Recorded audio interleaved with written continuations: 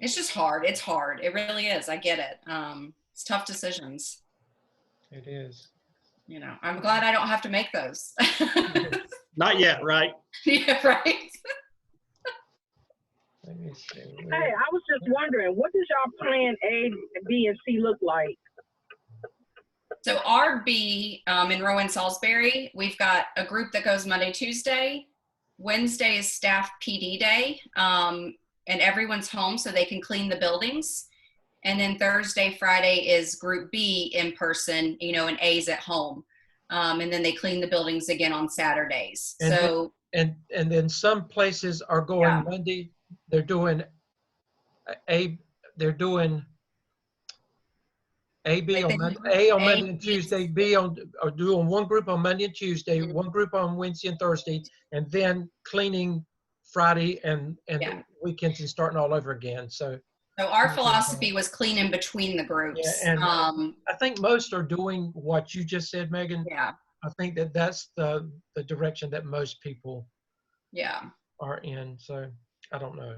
We'll see. Yeah, I'm in South Carolina, and that's what we're doing. Yeah. We're cleaning on Wednesdays. Yeah. But we're getting ready to transition to phase 2. Because our phase 1 was just special ed and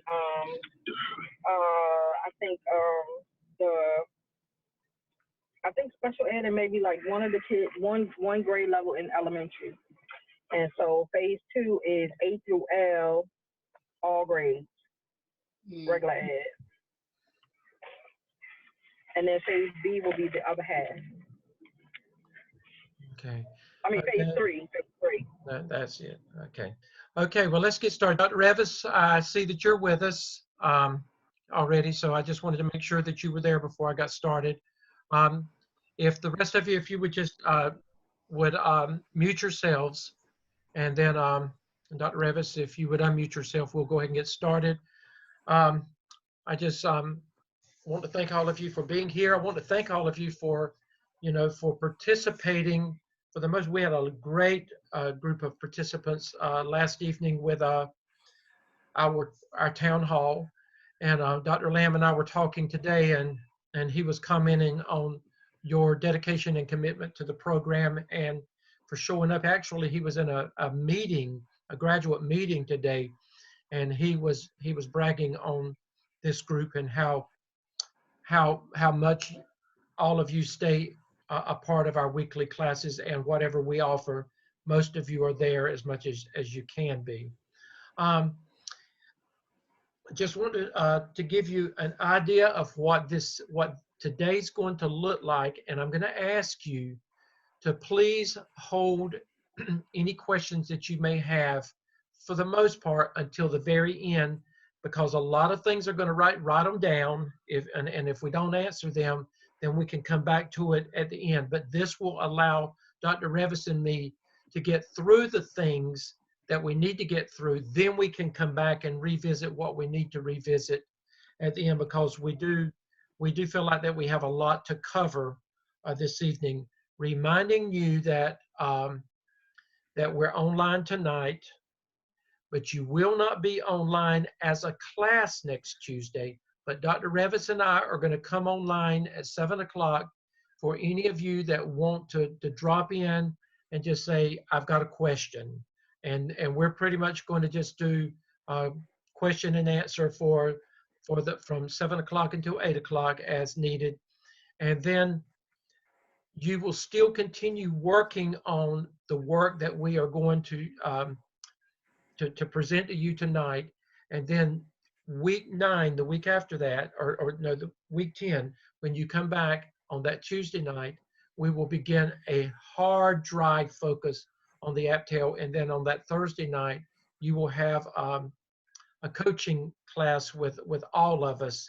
And we'll probably do that Thursday night and the next Thursday night. And then we basically back off from there. But you're going to find that with the AAPTEL, there's going to be a lot of similarities, but you're going to find that we are beginning to back off a little bit, not a lot, but a little bit, because you've got to learn to be more dependent on yourself and independent thinkers and workers. So we're going to push that a lot this semester.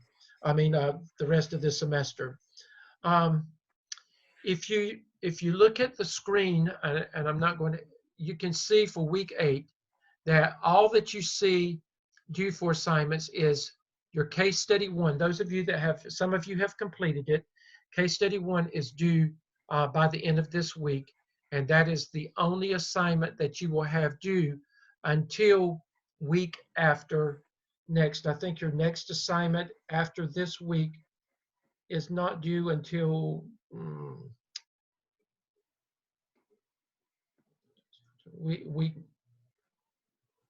it's on week 10. Okay, here it is. No, your next assignment is not due until November 1st after that, and we'll talk about that more tonight. And with that in mind, Dr. Revis, would you like to just speak briefly about comments about case study 1, because you've looked at some already, and then just make some comments about that final AAPTEL score and what they need to do, because I still need some of those scores as well.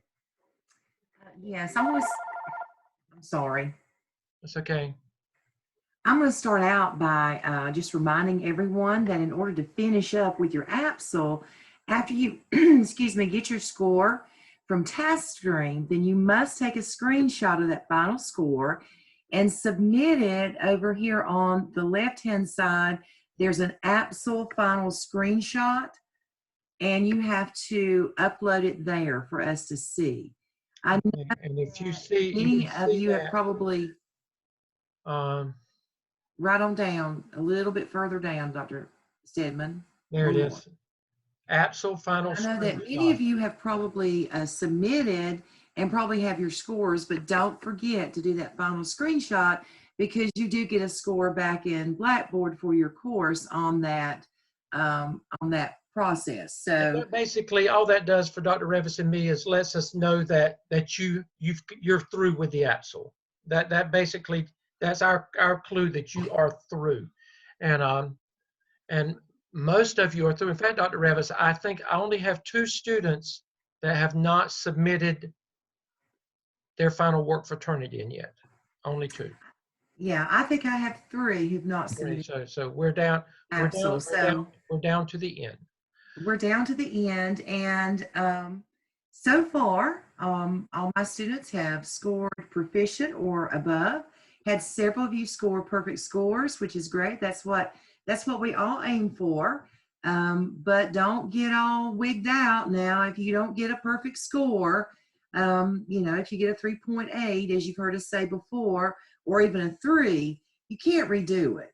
The only time you get to do a revision is if you go below that score of 3, and then we would have to involve your clinical coach too to support you in those revisions. But so far, everyone has scored at least proficient, so that was great to see.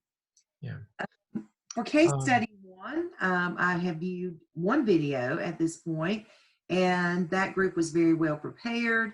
The Zoom master had developed an agenda to help keep everybody on task with the questions, and I was very pleased at the amount of participation and the just really thorough discussion of the main points of what the principal could have done differently or thought about in addition to what he had already done.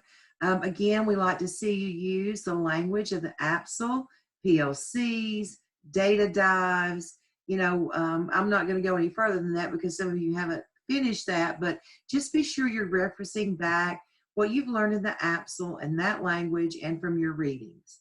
And so those need to be submitted. Don't forget to submit those. Everybody has to do that in your Dropbox, and by this coming Sunday evening at 9 o'clock. I do want to point out, thank you, Dr. Revis, and likewise, a couple of my groups have finished as well. And again, I was pleased with the work. Just make sure that you stay on topic and that you do have a scholarly discussion with with the case study and relate it to what you've learned from the AAPTEL. If you go to Blackboard, I want you to look at this point. You can see for the most part, the AAPTEL, there is not going to be, it's basically following the same format as you did when you submitted work for the AAPTEL. So we're not going to go over all of that. You know where to go and what to do. If you go to AAPTEL Task and Prompts, this just gives you more information about the work that you're going to be doing. And we talk about, if you go to AAPTEL Template and Materials, I do want to click on that before we get actually started, simply because I just want you to look at the wealth of information that's embedded in this area. This, you need to camp out here. First of all, you've got your AAPTEL template, and this is what you will use to do your work from. You don't have an example this time, but you have an AAPTEL example. You've got to fill in the blanks without looking at the work that somebody else has done this time. You know what to do, and we're going to talk about that. The AAPTEL helpful hints, I would tell you, copy it, put it side by side with your template, and use it. It will guide the process for you, and I'm going to go over that tonight. This is a document that a quick document that Dr. Revis created, and I'm going to refer to that in just a minute. This is the information that Dr. Lamb said last night that he wasn't going to give you, and he forgot that he did give it to us to give to you. So this is good stuff here. That's the MTSS that he talked about last night, Marzano high yield strategies. You will use this information in the work that you're going to be doing for task 1 and task 2 of the AAPTEL. Make sure you look at all that. In fact, if I were you, I'd print all this stuff out and I'd have it in black and white right beside me when I was doing all this work. These are your competencies again. It's the same thing that you had in the AAPTEL. It's the 21 competencies, and what it's going to do is it's going to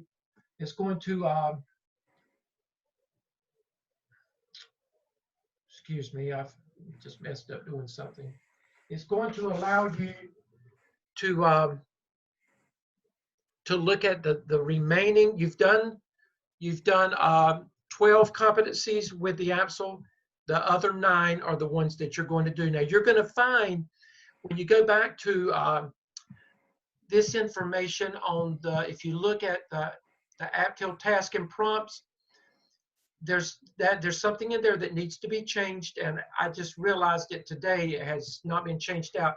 It's going to specify in there specific competencies that you have to complete for the AAPTEL. Don't pay attention to that. Disregard that information on that. You will complete the 8 remaining competencies that you have not completed based on what you did, you know, from the AAPTEL. So disregard that if you happen to go in there and look at it. But I want you to look at all this other good stuff. Again, this is your Dover library link. With the AAPTEL, we're going to talk extensively about a needs assessment. We're going to talk intensely about teacher efficacy, making teacher professional development decisions based on program effectiveness. What we've tried to do when we go back to the actual template and we go to the AAPTEL helpful hints, we're going to go over topics that you've got to research. If you will go in here, we have deliberately given you stuff that you can start with in every one of those areas if you choose to. It's there. I want you to look, we're going to talk about walkthroughs tonight. We have just got all kinds of stuff in there, built in there for you to find research on walkthroughs, what they look like. These are some additional Dover Library resources that we added. We put your APA guide in there again. I added this week. This is, I don't know if any of you are familiar with the Why Try Resilience program or not, but I have used that extensively in some after-school programming that I've been responsible for the last several years. And we just had our updated training with this. This is one of their most recent videos. This is worth watching. It's talking about relationship and hope, ensuring success in the new now. It's actually looking at what you as teachers are having to face in the new now. And a lot of this can tie in, and you can actually use this in a resource. If you cite it in your work, you can use this as a resource in your research as well. But I would highly recommend you take the time to look at this video. I think it'll be well worth your time. And then what I have put down here at the bottom is the 2020 North Carolina Teacher Working Conditions Survey results. When you click on that, you can go in it and you can find your school district and your school, and you can go in there and you can find about anything that you need to find, you know, as far as pulling information for the work that you're going to be doing. This is real stuff. South Carolina, I know that you don't have the North Carolina Teacher Working Conditions Survey, but you have advanced ed, you have the South Carolina Elliott, you have have other things that you've got. Your evaluation system is very comprehensive. So you've got systems in South Carolina that are related to the North Carolina Teacher Working Conditions Survey. However, you can also in South Carolina, because you're getting North Carolina certified first, you can actually go in here and look at North Carolina stuff so that you can emulate that however you can emulate that with your South Carolina stuff. So these are good tools to work with. So please make sure that you click on every one of these and that you figure out how you can use that in the work that we're going to talk about tonight. This is just a one, let me come out of that. Let me minimize that. This is just a one, give me a second. Okay. Just a one screen PowerPoint that Dr. Rev has created, and I want her to go over this briefly before we even introduce the AAPTEL. And Dr. Lamb, he talked about it last night, but we want to begin dissecting it and breaking it down. So with that in mind, I'm going to ask Dr. Rev if she would go over this screen right here. Okay, thank you. I created this because as learners, at least my individual learning style, I like to see the big picture first and then break it down. So I guess it's just something that I like to see as to where I'm going. So this is AAPTEL at a glance, and in your first task, what we're going to focus on there is completing some research topics like Dr. Lamb talked about last night and that we're going to go in again today. And you're going to identify a checklist and survey. And that's what you do in task 1. In task 2, you're going to start collecting data using that checklist and survey. And you're going to analyze data and you're going to identify gaps. That's going to be your needs assessment, where you're identifying the gaps between what the research says you should do and what is actually going on in your building. Then in task 3, you're going to lead a PLC to develop an action plan around teacher empowerment. Dr. Lamb talked about an action plan for professional development, but your template materials talk about it being an action plan for teacher empowerment. Now, most certainly it's going to have professional development outlined in that action plan. And then you will present that action plan to your principal and or school improvement team. And then lastly, there's only 4 tasks in the AAPTEL. You're going to complete your competency reflections, addressing those 9 remaining competencies. So that's kind of the big picture. And now we're going to look at the individual parts. Okay, and with that in mind, what I want to do is to remind you that it's your responsibility to follow and model after the template that has been created. This is sanctioned by Gardner-Webb University and by DPI for licensure purposes. So make sure that you follow the template. And again, it goes back to that first page. You're going to, it's going to be just like your, first of all, let's look at this. The analysis and action plan for teacher empowerment and leadership, AAPTEL. Let's look at those words. An analysis. That means you're going to study it. You're going to look at it. You're going to break it down, just like you did with the AAPTEL. It was an analysis and action plan for student learning. This is an analysis and an action plan, and actually it's going to be a leadership plan for staff development and teacher growth and improvement. That's what that action plan is going to be for teacher empowerment and leadership.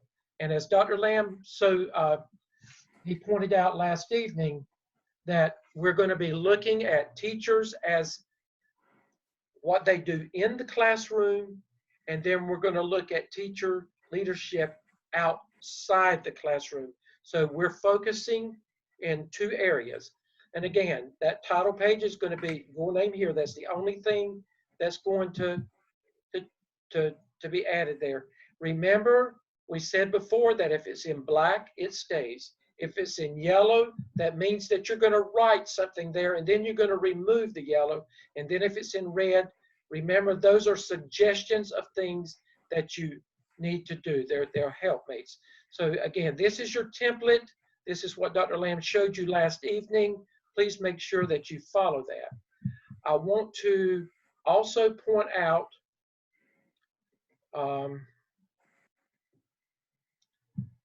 with your AAPTEL Helpful Hints document, what we have done is we have gone through and we have basically taken the AAPTEL task and prompts and the template, and we have basically tried to break it down into as simplistically as we can. Remembering that the AAPTEL is the second of your 6 evidences that you're going to complete. Again, you're going to follow the same format as you did with the AAPTEL. I've already mentioned your name here. And then your school profile, you've already created that for evidence 1. Now, that school profile, we don't, you can edit it, you can modify it, or it can be the same one.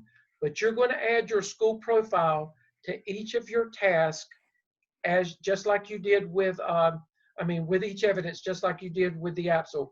You're going to put it with the AAPTEL, and then when you get to 603 in the spring, you're going to use that same profile. So you will use the same profile 6 different times unless you make modifications with that.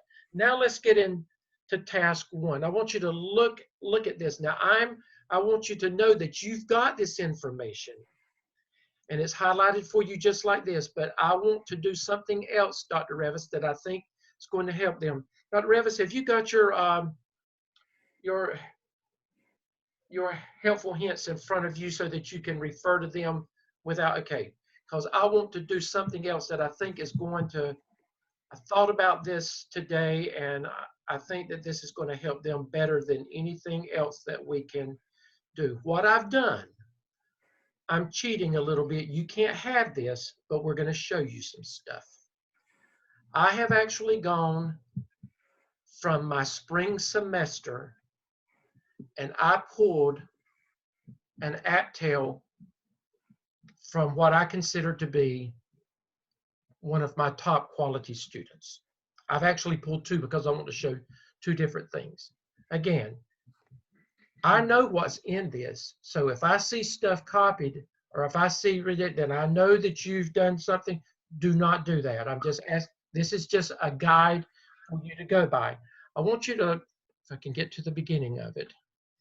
Now, these people actually they include table of contents. That's not necessary, but they chose to do that. That is not something that we require, but you can do it if you want to. I want you to look at task number 1. Task number 1 says you will provide a literature review for each of the 5 identified sections. Now remember, you're dealing with teachers now, not students. You as a leader are looking at the teachers in your school. Okay. And again, you know how to do everything in the first person. I'm not going to go over this, except, you know, APA, it's the same thing that you did before. The research is the same. I want to get into the nuts and bolts of things. There are 1, 2, 3, 4, there are 5 headings. I want you to look at the first heading. Background information, well, this is the background information about the school and community. That's the school profile. Let me come over here. I'm sorry. And theirs is pretty. And they did an introduction to the AAPTEL. Then it gets into the actual AAPTEL work. The first heading will be building efficacy and empowerment among staff. Again, that's your heading. You write it just like you see it there. Then, for each of these headings, you are required to do a minimum of 3 references. A minimum of 3 references go under each heading in the research that you're going to do. Now, what does this research look like? This research is going to be, I don't want to know what you've got to say. I don't want to know what your principal's got to say. It's not what I say. And I did my, and I actually did my dissertation on teacher efficacy, Dr. Revis. So it's really not according to me unless you go and you use my dissertation for anything, which you could. But this is what the research says. So you're going to look at building efficacy and empowerment among school staff. What does the research have to say about that? Now, if you see, they started out with Bandura. Bandura actually is the guru behind teacher efficacy. He's the father of teacher efficacy. You don't have to quote Bandura, but you know, that's a good place to start. I wrote so much about Bandura that I would dream about him in my sleep when I was doing my dissertation. But then again, anyway, what does the research say about what are the best practices out there? And again, this is an old date because Bandura is an old man. He goes back when he started it a long time ago. But what does the research have to say? And you can, again, there's a lot of good research out there. And you can see that this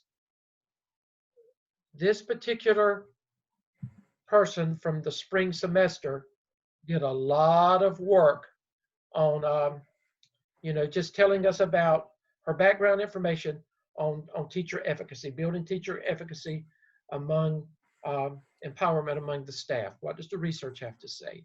Then the next topic is results-oriented professional development. You all know what professional development is. What does the research have to say about results-oriented professional development? In other words, professional development should have a rhyme and reason. It should have a purpose. Dr. Revis, you were over professional development for your district for 17 years. Am I correct? So you did not provide staff development for the teachers in your county just for the sake of doing professional development, did you? There had to be a rhyme and reason why you did what you did. There was a reason. What does the research say about results-oriented professional development? Again, a minimum of 3 references there. You can have more, but you must have at least 3. Notice, who did Dr. Lamb talk about yesterday? Linda Darling Hammond, didn't he?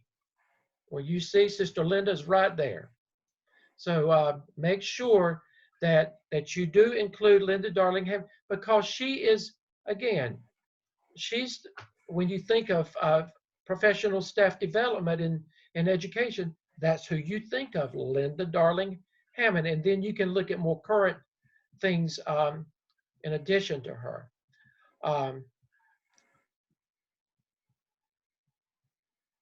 Notice, and then next, recruitment, placement, and mentoring of school staff. What does the research have to say about recruiting good teachers, placing good teachers, mentoring good teachers, growing them right there in the school? Again, it's not what I say, it's not what Joel says, it's not what Megan says, it's what the research says. Again, a minimum of 3 sources there. And then we're going to go to the next topic. And see, she even included some figures in there. You can do that to support the work that you're doing. That's okay. Approaches to and for evaluation of school staff. As an administrator, what does the research have to say about you as a leader? How should you approach evaluations to make them effective for your school staff? You know, don't just go in there just because I've got to do this. There should be a reason why you go in there, and when you come back, you can go into the best teacher in the world's classroom, but if you're a good administrator, then you can praise the teacher for all the good things they're doing, but there's always room for growth, always room for taking that next step. We have never reached the top of the ladder. We should always strive to get better. What does the research say about that as well? And then, as we come on, teacher leadership and decision making. What does the research have to say about teacher leadership in the school and allowing them to be part of the decision making process? Again, look whose name popped up there. Dr. Lamb talked about Whitaker yesterday, didn't he? So again, these are some of the people that are the foundation of the research that you're going to be doing, but there's so much new and good stuff, you know, since then. So make sure that you are blending it with the old and the new. Marzano in there again. Again, for each one of those areas, there will be a minimum of 3 references. That's 5 areas. So for this section, you're going to have a minimum of 15 resources, a minimum of 15 resources, 3 for each area. Dr. Revis, anything you'd like to say at this point about task 1? Well, just notice that you don't have to gather a PLC. This is you doing the research and doing writing. So it's heavy into research and writing in task 1. This is not your team. This is you. Right. This is you. Now, Dr. Revis, I'm going to ask you if you would pick up here with prompt 2 and tell me when I need to move down. This is, first, let me just say this. I want you to see how this person began prompt 2. They did a good lead in to what teacher empowerment was, what teacher leadership was, before they identified a figure or a table or an instrument they were going to use. They had good dialogue about it to start with. Go ahead, Dr. Revis. Okay, so the focus in task 2 is that you're going to identify a survey and a checklist. So this particular individual, like Dr. Simmons said, they don't just start out with figure 2, the checklist, or the survey, I guess is what she has first. Right. It gives a little bit of background information as to where this came from, maybe how it was developed, etc. This actually looks like it came from the Teacher Working Conditions Survey, North Carolina Teacher Working Conditions Survey. My suggestion to you is that you start with the survey that is in your template materials, and that's the survey from Todd Whitaker. There are 5 questions. about teacher empowerment. And so you can use that because it's been validated and deemed reliable, or you can pull something like this individual did from the North Carolina Teacher Working Conditions Survey. And that is valid and reliable. But it's valid and reliable. And so that's the first thing you do. Do a little lead in as to how you chose and selected the survey instrument, where it came from, that kind of thing. Dr. Revis, if South Carolina goes to their advanced ed report, they can find some of this very same stuff in their reports as well. You can. And those are the two places I would go. Either use Talk Whitaker, that's in your template, or go to North Carolina Teacher Working Conditions Survey or your Advanced Ed survey information. Don't try to create this on your own. Okay? Okay. And then the next thing you have to do is, Dr. Revis, can I say one thing before you go there? Just remember, of course, you are creating this in task 1. You're creating it in task 1. You're coming up with a design. And just remember, whatever you do in task 1, you are going to actually implement it in task 2. So remember, you're creating it here, and you're actually going to use it later on. Go ahead. in the paragraph beginning right under that survey, the author starts talking about walkthroughs and a little bit about the purpose of walkthroughs, of course. And I would say this to you. I would just say if your school or school district does not require administrators or leadership teams to do walkthrough, I think that would be very rare at this day and time. So you probably have a walkthrough document that is used at your school level or at your district level. If you do, number 1, use that walkthrough instrument. And that will become clear to you when we get to task 2 as to why that would be advantageous. If your school district or school does not have a walkthrough form, then use the one that's in your template, which comes from Marzano's 9 high yield instructional strategies. I'm going to let you cheat on this one too. Take a picture of this. I told them I'm going to let them cheat. Take a picture of this. You don't have to reinvent the wheel. If you use this, do it just like this. I don't care. And don't make it hard. When you walk through, either you see it or you don't see it. Don't make it difficult. It's okay to look, but just remember, whatever you do, it must be valid and reliable, and we want a professional look with whatever you design. Okay, go ahead. I'm sorry. And going back to this form, you notice we just don't have the 9 strategies listed, but you've got out to the right whether you observed it or not observed it. And this is actually a form that you would use on a face-to-face or a virtual walkthrough. And you could expand that to put the teacher's name on it, your name on it, the date on it, a place for notes at the bottom, a one-page sheeter that you can go through. You can expand that to make it look like you want it to look for you. But this is a great format, and I like the fact that they just quick, observed or not observed. If it's not observed, then you may want to come down here and make a comment about it, because when you meet with that teacher, you may want to talk about, I should have seen this in here. Why didn't I see this? Or, you point out something good. I really liked what I saw, when I went in. Okay. So in prompt 2 of task 1, all you're doing is identifying the checklist and survey, discussing where it came from, why you're using it, etc. You don't do anything with it other than identify it in task 1. Okay. Just remember again that you're actually going to use these instruments that you create in task 1. You're going to actually use them in task 2. Now, this is where over the next couple of weeks, you need to spend a lot of time. It's going to take you some time to get into this. Use your time wisely.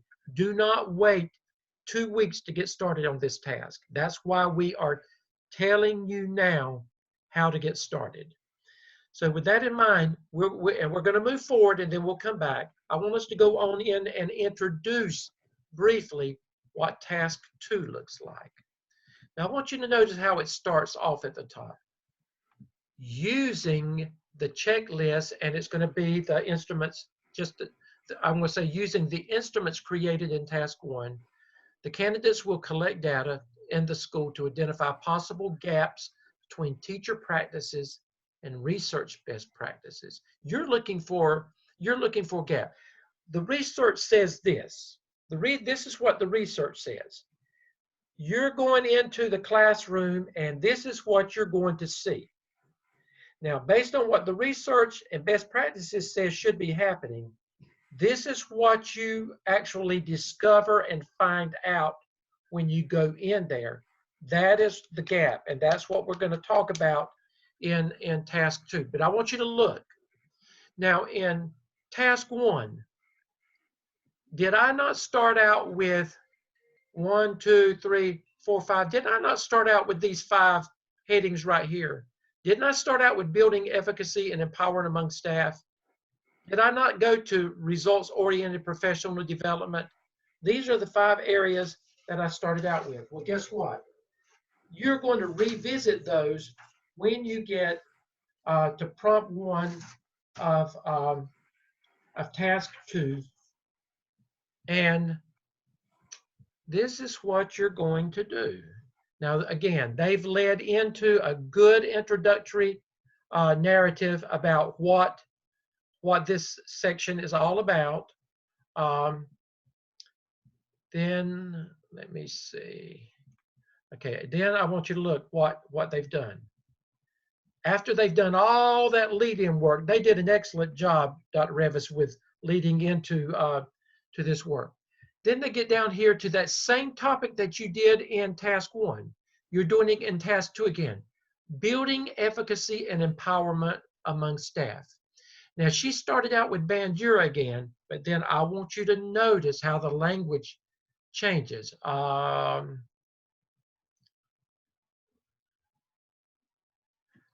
Notice here, in identifying gaps between desired outcomes and the current reality, the data shows when teachers and this is their middle school, were asked if they felt that they were trusted to make sound professional decisions about instruction.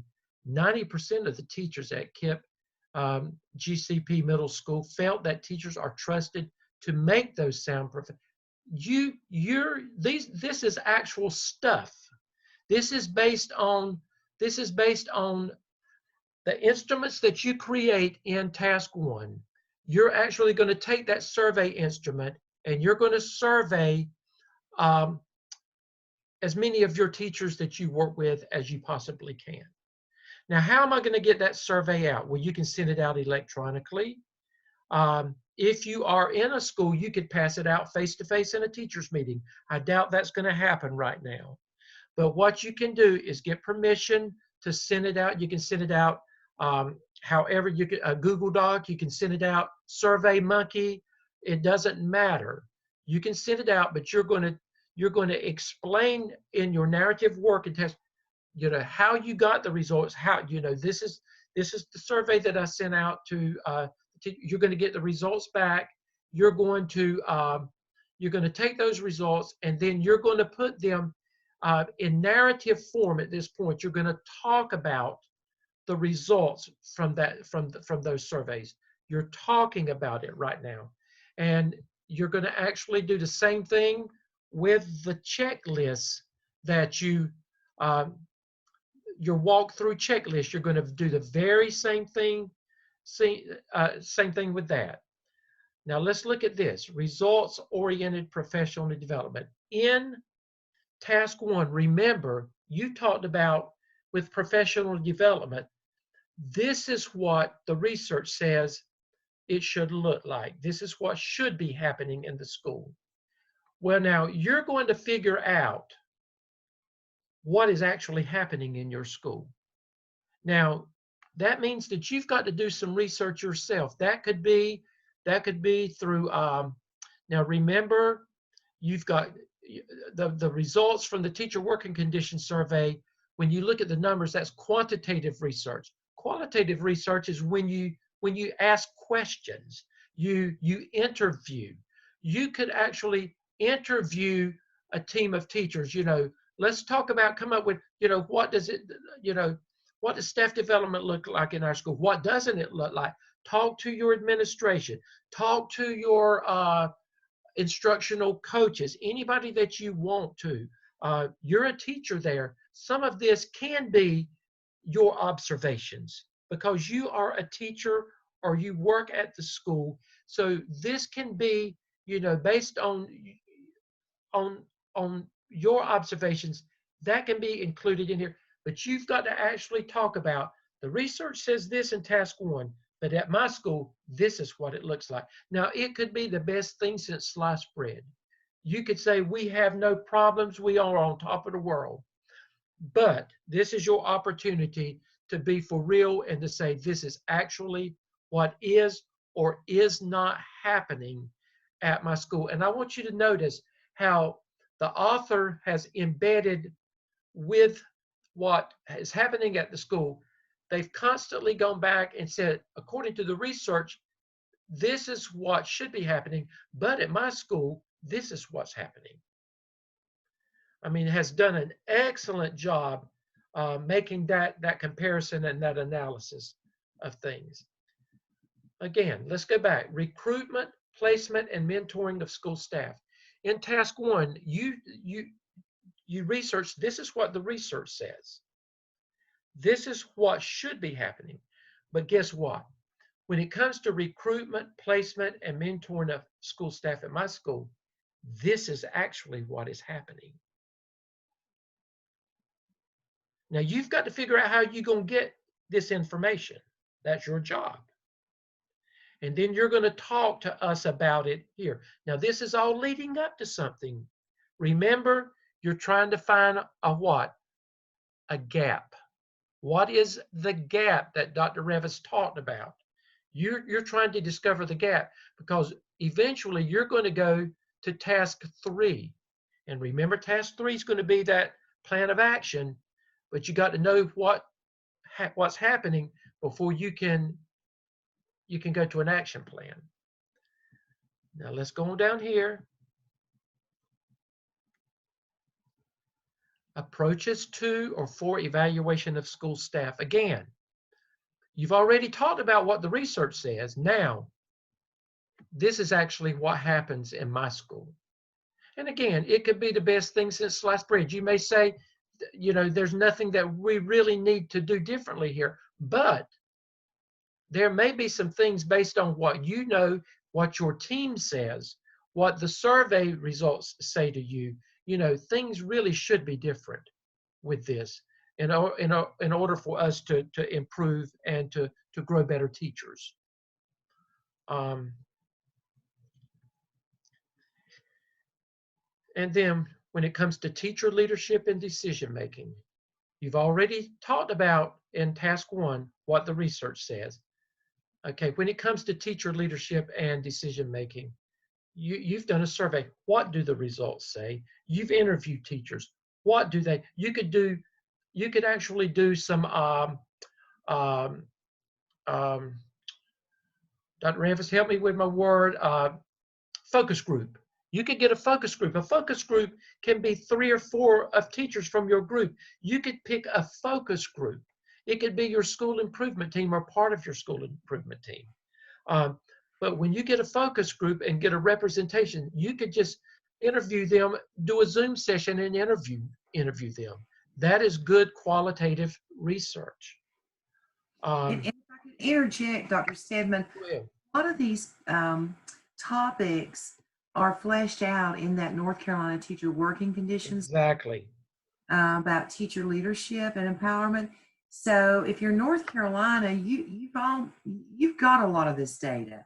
In South Carolina with the Elliott, of course, that's about instructional practices, but you've also got advanced ed surveys that you can use, and they all have a section there that you can relate questions back to a lot of these topics. So, you know, research and use what you've already, data you've already collected, if you can, because, you know, start getting focus groups and trying to organize those kinds of things, you can waste some time or spend a lot of time. I shouldn't say Right. waste. You're It's not a exactly waste right. of time. You're right. And that's why this is what they're doing now is a lot of work they have to do themselves, and it is time. There's a lot of time involved in the work that they've got to do at this point. That's why you've got more time before anything is due, and that's why we're stressing now to begin work on that. Now, I want you to realize in task one, in prompt one of task two, everything that we've talked about at this point has been narrative work. You've talked about it in a narrative form. Now, Dr. Revis is going to talk to you about, you're going to go back and look at all that you've talked about in prompt one, and Dr. Revis is going to tell you what you've got to do with that in prompt two. Okay. So in prompt two, you're basically taking the data that you collected and talked about in prompt one, and you are representing it and describing it with your figures and charts and tables and those kinds of things. Now, again, guys, don't just put a table up there or a chart without putting some explanation and lead in to that information. So let's see what this author has done. You notice there's some explanation before we get to figure 6. And then she describes what that figure is. Now, this actually, I think, would come from your teacher working conditions survey. It does. And then she starts talking about understanding levels of teacher empowerment, what she has looked at there. And then she looks and has yeah. She talks about it, and then she supports it with her figures and tables. Right. And some of these you make them pull, but some of these you're going to create. You know, when you look at that walkthrough form that you've created, you're going to summarize a table with that data. You're going to make that table. But sometimes this table right here, this figure right here, she's developed this. She collected that data as she was doing the walkthroughs. And this is her summary of that data. Now, when we talk about walkthroughs, let's camp out there for just a second. Walkthroughs, you may not be able to actually go into a classroom based on whatever but guess what? You can ask permission to virtually go into a classroom. You would ask your principal, you can say, I need to do observations or I need to do walkthroughs. May I have permission to go into 3 to 5 teachers' classrooms and observe what's going on so that I can collect data? You also want to ask your principal, what kind of walkthrough data do you already have on file? You know, how do you do walkthroughs? How do you use walkthroughs? How are they? So you're going to interview. Again, this is the qualitative research. You're going to talk to your principal or to an administrator about their process. You can also get some internship time if you actually would camp out with the principal and actually go, if you had time to actually sit in the office with them as they are doing something virtually themselves and to be a part of whatever they're doing there. Or if you are at the school and you're on a schedule where there are teachers at the school, ask, may I be a part of you walking and observing in the school? You know, be a part of that process yourself. And again, we're not asking you, you can't do a lot. We're asking you a minimum of 3. If you can do 5, you can get good data from that, but at least a minimum of 3 walkthroughs of some kind that you do yourself, either virtually, face-to-face, however, explain what kind of walkthroughs they are based on whatever your circumstances are. Go ahead, Dr. Revis. And so you see the next topic, you're looking at these same topics and that you looked at in prompt 1, but again, you're representing that information graphically in some way. So this came from a couple questions from the survey, I would think, that this person used. Yeah, because right here it's saying overall, my school is a good place to work and learn. Those are part of the teacher working conditions survey. Mhm. Our teachers are trusted to make sound professional decisions. So what they've done things, but she's pulled bits and pieces, you know, from that big survey that she's done. She's pulled bits and pieces of it and used it as she's needed it wherever it was needed with her, you know, to explain her narrative work. And in the narrative piece, she's going to tell where this information came from. Right. What her survey? Was it the Whitaker survey? Was it her walkthrough data? Was it teacher working conditions survey? Was it the advanced ed? You know, you're gonna give some background as to where this data were collected. Okay, here's the next section. Right, results oriented professional development, and again, does a lead in. And Yeah, and it goes, professional development is differentiated to meet the individual needs of teachers. And they've got the actual results there. 60% said yes, 40% said no, or you can see the results there. And they made it simple, yes and no. Sometimes that's all you need to know, yes and no. There's not an in-between with some things. And then she starts in about what are the gaps. And my focus area here was opportunities for results-oriented professional development. She lists what the current state is and tells that, and then she identifies the gap. And she's formatted it this way. You don't have to format things this way. Yours can be different. This is, I mean, I like the way this person did their work, but you don't have to do it this way. Okay, the next section. Next topic, recruitment, placement, and mentoring of staff. And then she will follow up with some narrative and that information graphically represented. So you can see how prompt 2 is really heavy with your information displayed graphically, but it's just not a series of graphs. Right. To talk about what the graphs represent, where the data came from.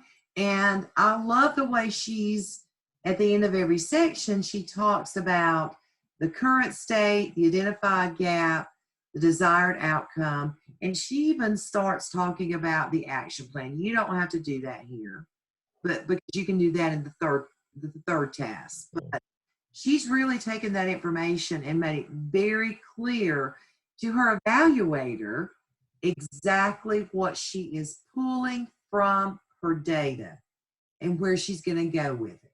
And they can see, Dr. Revis, again, it continues with all of those areas that we have taught. She took every one of those areas again and graphically represented them.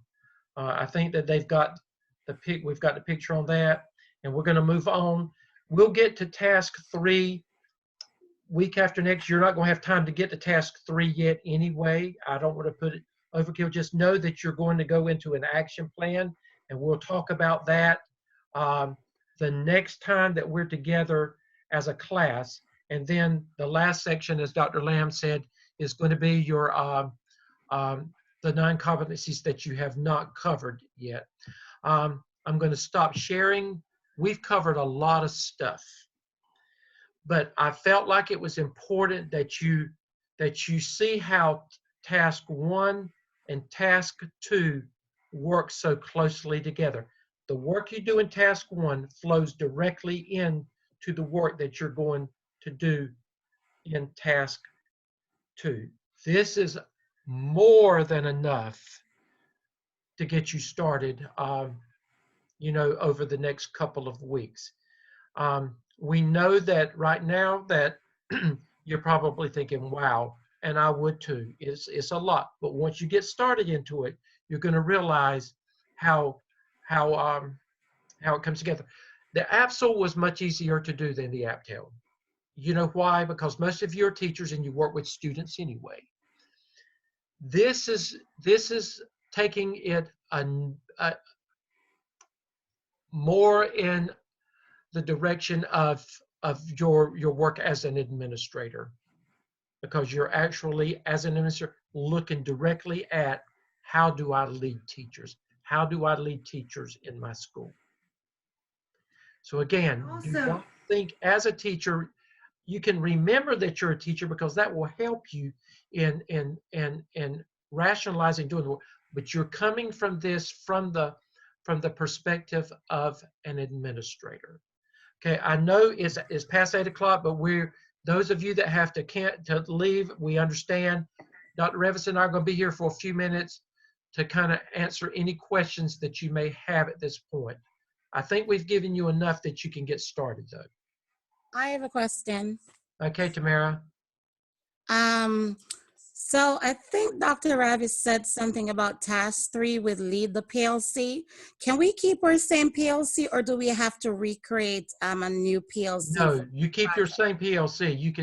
You don't have to create anything new. Okay. You can create a new group if you want to, but you don't have to. Okay. And you can make modifications with your PLC along the way. You know, sometimes people just did not work out like they were supposed to. So that gives you an opportunity to change if you need to. Okay. Another thing you mentioned about the focus group. Could we use that for a focus group? You certainly can. You're all in different capacity of the school improvement plan. And okay, so I think I'm going to go Certainly that. can, Tamara. Yes. Thank you.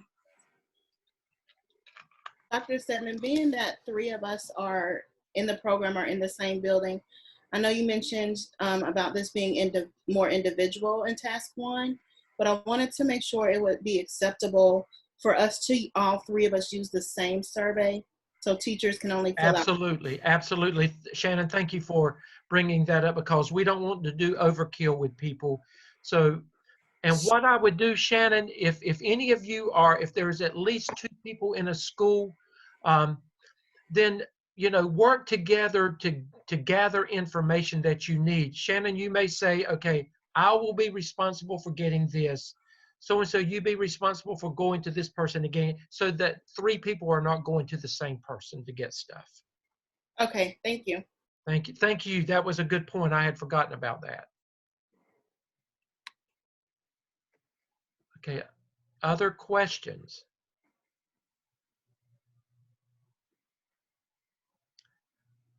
Dr. Revis, anything else that you need to say at this point?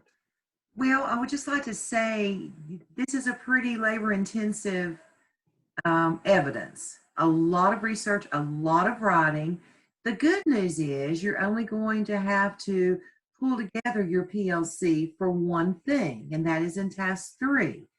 So I would just suggest take a few moments after the session tonight and look at when things are due and try to map out a timeline for yourself as to when you need to have your PLC and when this needs to be done, et cetera, because you're going to be doing a lot of research and writing in this. Right. Now, remember, at this point, it's you. Your team is not a part of any of this right now. The research is all you. You are gathering the data yourself. You're doing the interviews yourself. Now, you may involve your team as the focus group or to help, you know, to be a part of the interview. But again, like Dr. Revis said, you will not involve your team until you actually get to task 3 and you begin presenting and sharing information and begin looking at a plan of action then. Can I ask a clarifying question about the survey? Sure. Our school has done a number of surveys in addition to the working conditions this year. can we use those, or do I need to create a whole new survey? Well, you're going to have to do something yourself, as it's got to show that you're doing something, but you can use the information from that. Is it Kara? Kara? Yes. Yep. Kara, you can use information from that, and that's good information to pull and, you know, and to relate it to it.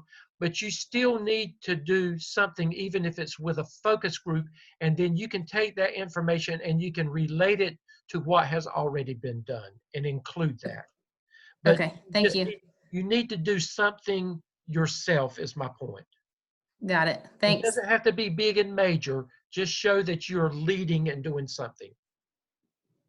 Okay.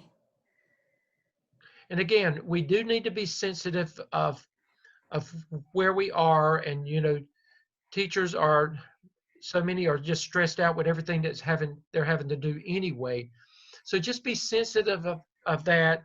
You know what you've got to do, but find a balance in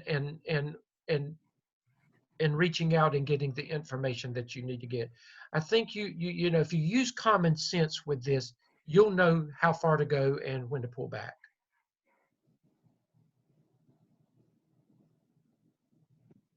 Any other questions? Yes, Dr. Simmons. So I'm looking at our syllabus and like the weekly schedule, and I'm not exactly sure when our task 3 draft is due, because it doesn't appear in our syllabus. Okay, Elizabeth, thank you for that, and I'll look at that. Don't worry about that right now. You've got plenty of time. Just don't worry about that at this point. Just focus on task 1 and task 2, and then I'll go back and look at that and see if there has been something, an oversight on that. I'll get, and by the time we come back together, I'll have some clarity for that, okay? Good deal. Thank you for bringing that to my attention, though. You got a handsome little man there. Thank you. Yes, we are recovering from an ear infection, so he's very mommy clingy. Yeah. Hello. Hello. Any other questions? These are good questions. For task 1, I noticed that the sample referenced multiple sources in each section. Mm-hmm. So do we still need a total of 15, even if it's multiple references are mentioned in each section? You've got to, when you're doing your research for task 1, yes, you have to have a minimum of 3 for each of those topics. Yes.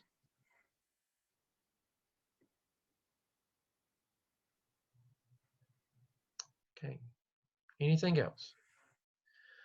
Okay, guys, we will, Dr. Revis and I will be online next Tuesday, and that will be a Q&A time, and you can come on, and if you have a quick question you need to ask us, we'll talk about it, and then you can click out if you need to, okay? Okay, and Elizabeth, I'll get back on that what you mentioned, okay? Okay, good night, everybody. Good night.